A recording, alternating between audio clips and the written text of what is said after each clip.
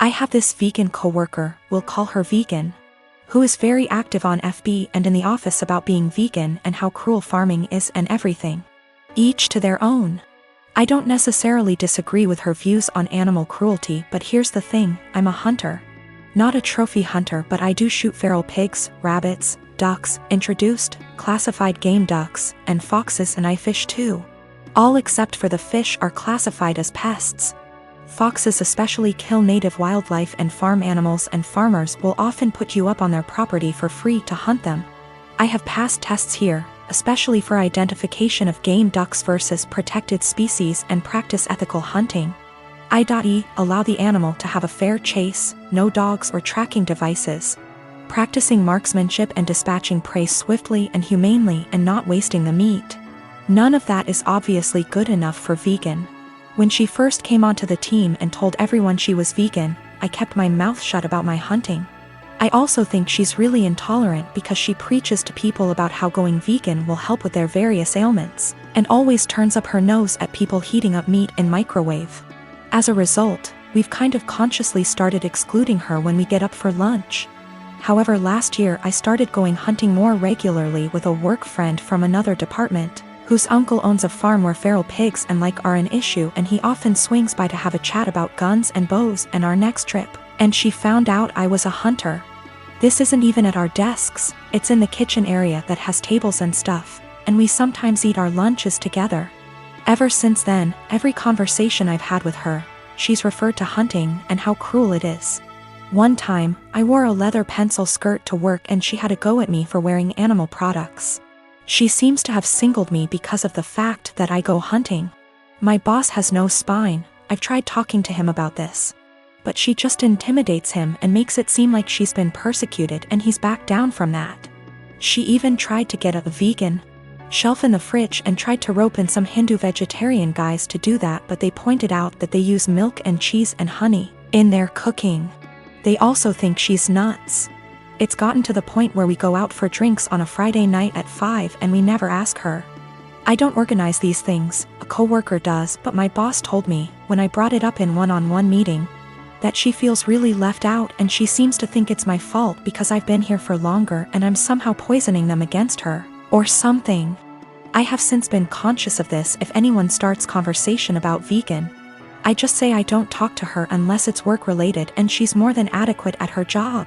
It's actually become something of a joke or catchphrase. I told my boss I don't organize anything except official events, and she's always been invited. If she's not invited to informal stuff, that's not even organized by me, then that's not my problem. The coworker that doesn't invite her, she managed to piss him off because he's eaten guinea pig, he's from Peru. And she asked him if he'd eaten any of his other pets. For the record, he never ate a guinea pig that was a pet. It's something they eat in Peru. Whenever she brings up hunting or anything, I just point blank ask her there was anything work-related that she wanted to talk about, and if there wasn't, I would start talking to someone else or just walk off. I have asked her multiple times to keep conversations work-related. I never start a conversation with her at all. Most of the time, she pounces when I'm in the kitchen making tea, getting water, or just stretching my legs. One time last week, a group of us were talking and she got up to join the discussion. A horrible silence fell over the group to the point where I just excused myself and went to my desk, and so did a few others. It all came to a head in our team meeting today when our boss, usually at the ends, asks if there's any positive news or celebrations outside of work people want to share, like engagements, marathons, charity appeals, etc., and Vegan sarcastically asked me how many lives I'd taken last weekend. I got annoyed and said her constant badgering me about my hobbies and choice to eat meat was discriminatory and bothersome, and that unless it was work-related, she was not to engage me in conversation otherwise, and told our scribe to put that in the meeting minutes. She seemed a bit shocked by that, and my boss looked uncomfortable but said fair enough.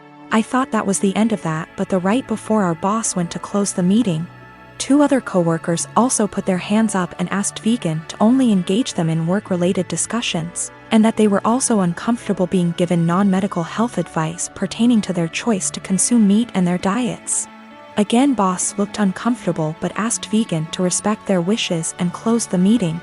Vegan didn't look anyone in the eye after that but headed straight to the bathroom. My boss was trying to get one of the co-workers to see if she was okay. And I think one of them eventually checked up on her, but she was in a cubicle and asked to be left alone. She eventually came out and asked my boss to leave early, which she did. I feel awful now. She embarrassed me in front of my team with the lives taken comment, so I pushed back, but I am caught between not wanting her to miserable and not wanting anything to do with her at all. A few of my co-workers and I ended up in a proactive conference call after this with HR, who basically said that always been subjected to unwanted advice and jabs about eating meat was not okay. But some mediation was in order to cut the tension in the workplace. The HR rep then called my boss, who explained what happened in the team meeting and complaints that we'd made one-on-one etc. But then he went into a meeting room and didn't hear the rest of discussion. I don't know what to do, assuming she comes into work tomorrow, or if I should even talk to her at all. I have looked up career possibilities as a moving military girlfriend, maybe someday wife. My boyfriend really wants me to go with him, but I don't know if it's the best thing for me, career-wise. Currently, I'm in school, going for my bachelor's degree. I only have 2 years left, and after that, I plan on getting into law school. He's in the Air Force, stationed in Texas, which he's been here for about 3 years now. We have been together for 1.5. Knowing that he's going overseas, it's possible he'll be stationed in different countries for a few years. What's holding me back is my career.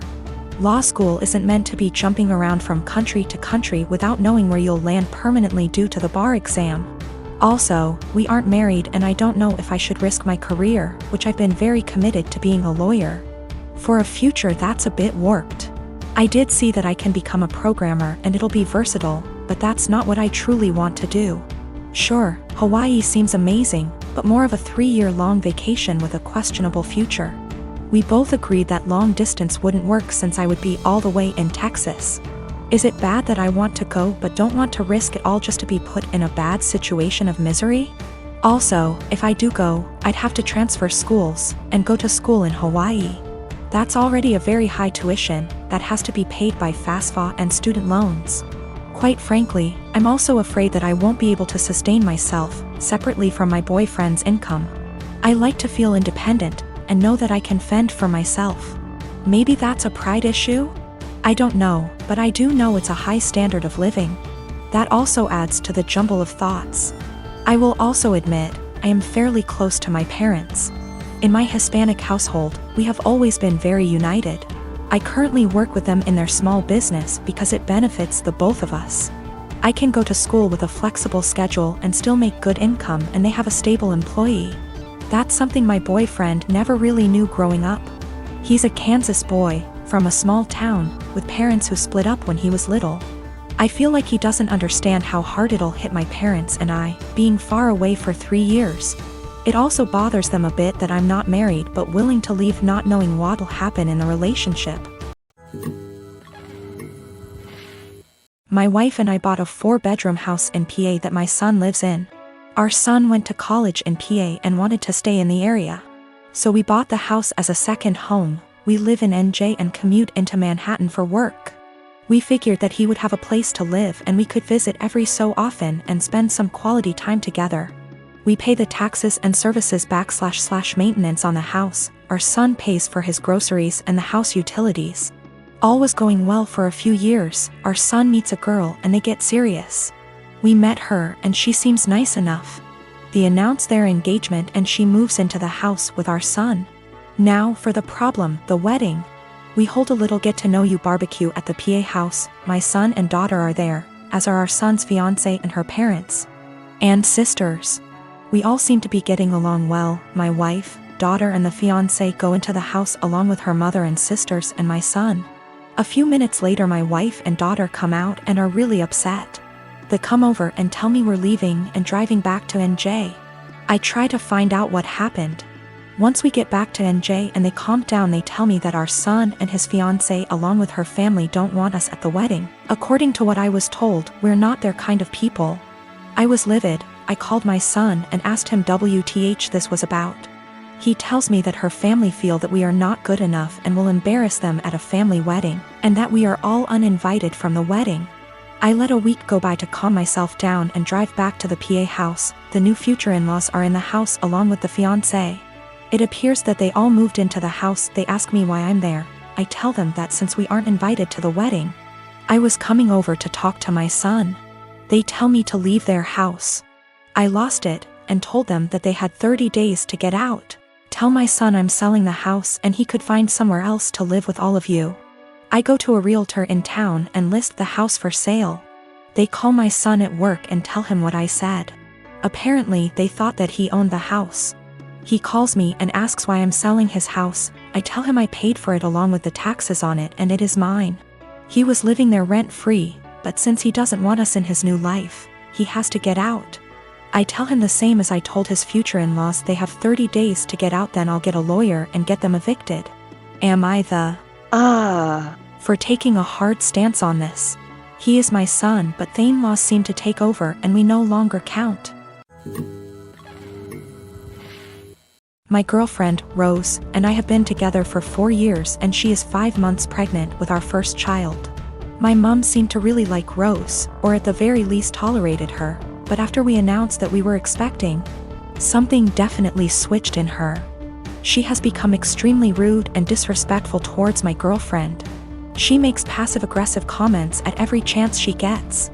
I've had to take a step back from my mother until she fixes her behavior. Rose had gone to visit her family who lives far out of town. It was a very last-minute trip, and she drove herself to the destination and back. Unfortunately, at around 6 p.m., her car broke down and she was forced to pull over. Fortunately, my brother, Chris, who's great with cars and lives about an hour and 1/2 from where Rose was stranded, was willing to pick her up and sorted everything out. I was out of the country, so I'm grateful that my brother sorted everything out for her. Chris moved back in with my mom about a year ago. Obviously, the situation wasn't the best, especially considering the tension between Rose and my mom that exists for no particular reason. But I hoped my mom could put her pettiness aside for at least a night. It was too late for Chris to drive Rose back home, so my brother told her that he would drive her back tomorrow morning. An arrangement that my mom seems to not like, but one that she managed to keep her mouth shut about, my girlfriend tells me. Rose helps prepare dinner, wash up, and actually engage in a decent conversation with my mom for the first time in ages. However, they mostly avoid each other. Chris goes to bed earlier, leaving my mom and Rose. My mom lives in a 2-bedroom apartment and since both bedrooms were taken, Rose assumed that she would be sleeping on the couch. She apparently assumed wrong. My mom gives Rose the thinnest blanket ever and basically screams at her, telling her that she has to sleep on the floor to not ruin her couch. She tells Rose to make do with the pillows on the couch and the blanket that provides zero warmth. Rose thought about protesting, but ultimately decided against it. According to Rose, my mom kept opening her door to check if she was sleeping on the couch, so she couldn't even try to sleep on the couch. At 5 a.m., Chris found Rose on the couch and let her sleep on his bed. He ended up telling me, but told me to not make a big fuss out of it. I did the exact opposite. I called my mom, very angry, and told her that she was disrespecting her so badly. She tried to defend herself by saying that she didn't harm the baby, and it's okay for pregnant women to sleep on the floor. But I refused to hear any of it. Chris agrees with me, but told me that I shouldn't make it a fight. I feel like I'm losing my mind.